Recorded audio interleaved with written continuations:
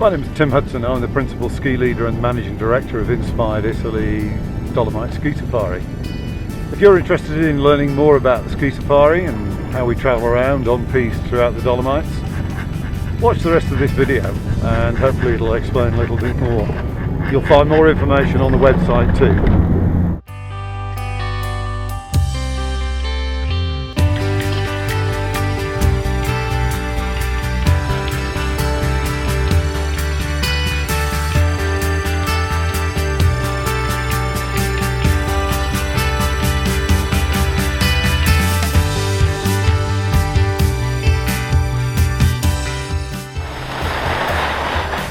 Stunning conditions this morning on the Forcella Rossa.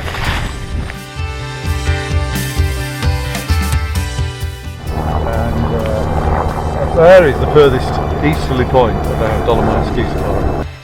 The Staunius piste is one of the top 6 Dolomite Ski Safari pistes.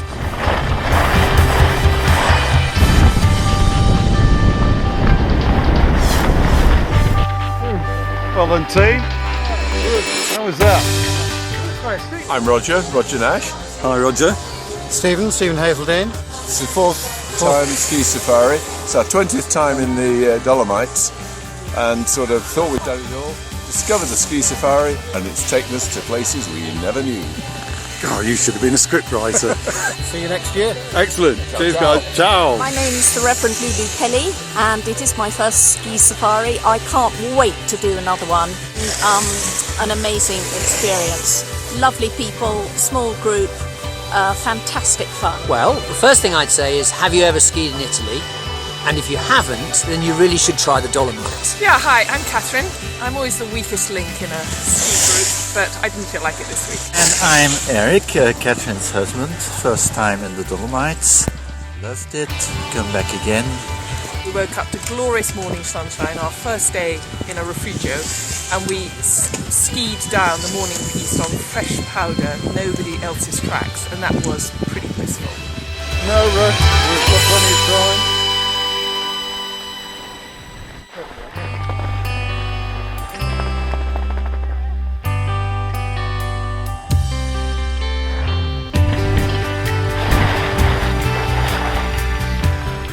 Two Dolomite Ski Safari virgins, you are. So I'm Jimmy Wilcox, I'm a captain in the British Army.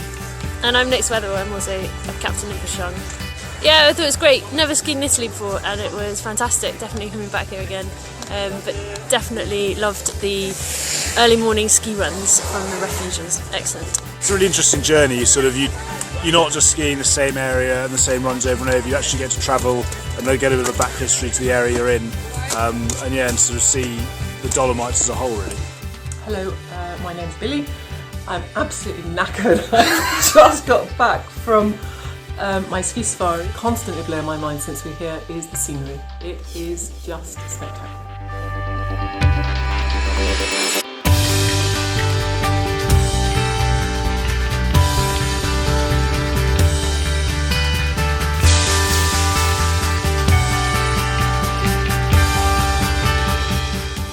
And just the vastness of the area. It is enormous, and you ski and ski and ski and ski and ski, and it's a different run, and it's just different every day.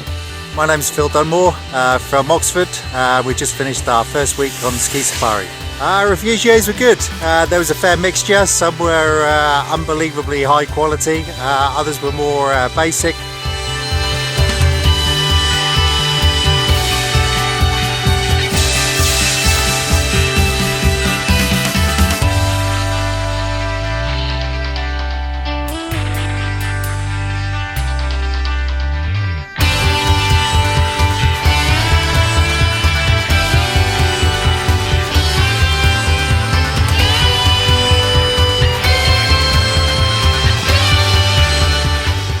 Covered so many miles. I think we did over 500 kilometers during the week.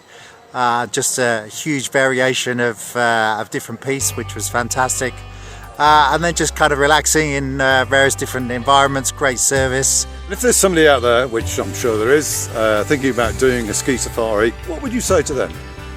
I think as long as you're a reasonably confident skier that can ski in different conditions, then there's nothing more challenging than you would have on a normal week's ski holiday. It's just you've got so much more variation to experience. Backpacks were easy. We all talked about it before we came. We all talked about how on earth are we going to put all our clothes in one small 25-litre backpack, but in the end, it was easy to put your clothes in, and probably after 10 minutes you didn't even know you were wearing it. Refugios were fantastic. It was kind of made you feel like a part of a family. Alan and Richard. Aye, guess what? They're from Scotland, aren't you? Yeah, of course, of course. First time ski safari, first time Dolomites. Been fantastic. Impressed with Dolomites, impressed with how good the skiing has been, and vertical height, the run was just amazing.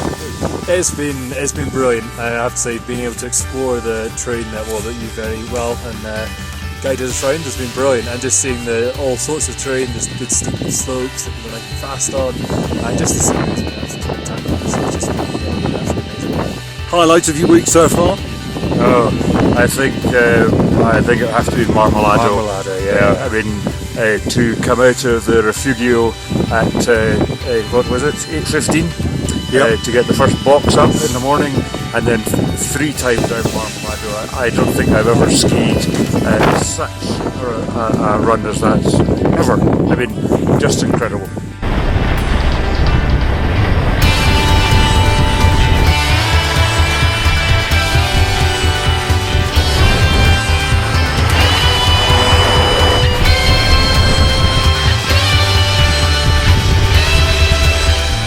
The Refugio experience, I think, has been, if I'm being honest, better than I expected. That's because I didn't know what to expect really, and I thought Refugio, refuge, mountain hut, bossy.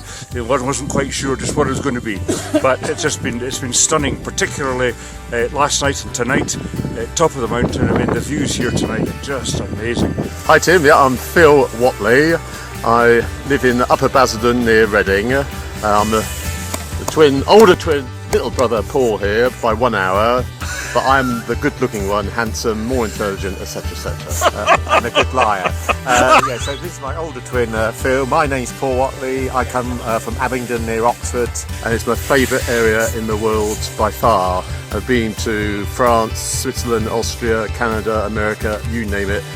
The Dolomites stick out so far ahead of everywhere else in the world, in my opinion.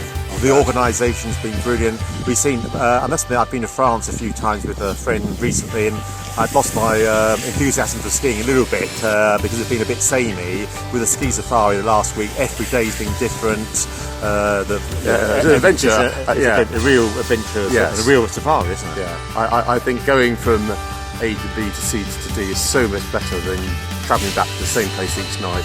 You don't know what's around the next corner, literally. Fantastic. But before we came out, my wife thought we were roughing it until she saw a few of the previous sort of the brochures and from Inspired Italy, etc. And it's like a hotel, wouldn't you? It's like it's not roughing it at all, is it? No, it's probably better than where I live.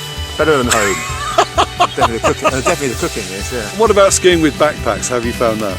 Absolutely fine. Just the first morning felt a bit strange getting on the ski lift. You have to be a little bit careful just at first, but you soon get over that and just feel almost miss them after a while. Chris McCourt from Situate, Massachusetts, in the USA. Kit McCourt, also from Situate, Massachusetts.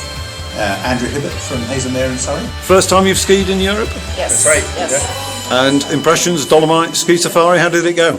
More amazing than I could have imagined, beyond what I thought it was going to be. Great ski conditions, very limited lift line weights, just fantastic.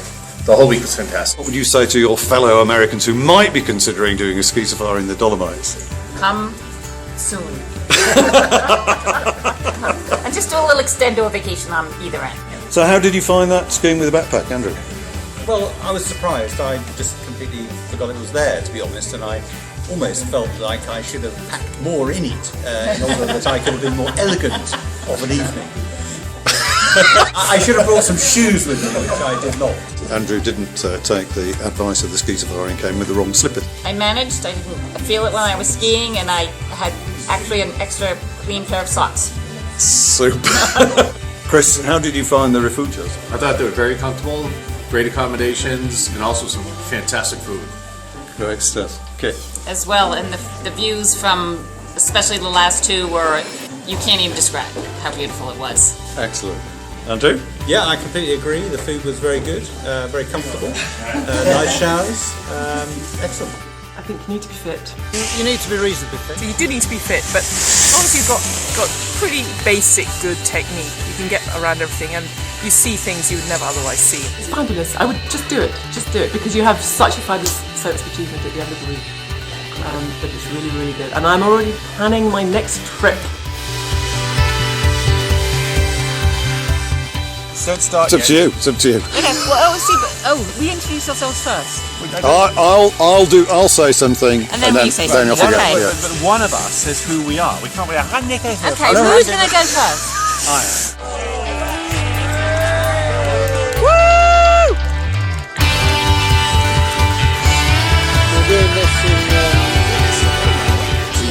It's on now. Oh, it's on.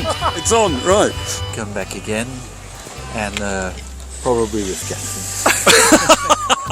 And I know that you've got one thing that you really want to tell the whole world, and that is that you beat Nix by 4 seconds on the slalom today. Anything to add to that? No, just a bit of a victory there. Yeah, but we've also worked out that there was an error in the timing. And I should add that Nix here is downhill race trained and all that sort of stuff, you see. So there was a bit of competition going on. And talking of that, Nix has got a little bit of I'm going to say a secret. You're an ice maiden. Do you want to tell us about that? Yeah, so it's we're in the middle of sort of organising a trip across Antarctica. So it's the first all-female British team to cross Antarctica. It's 1,700 kilometres on skis, which is a distance from London to Venice.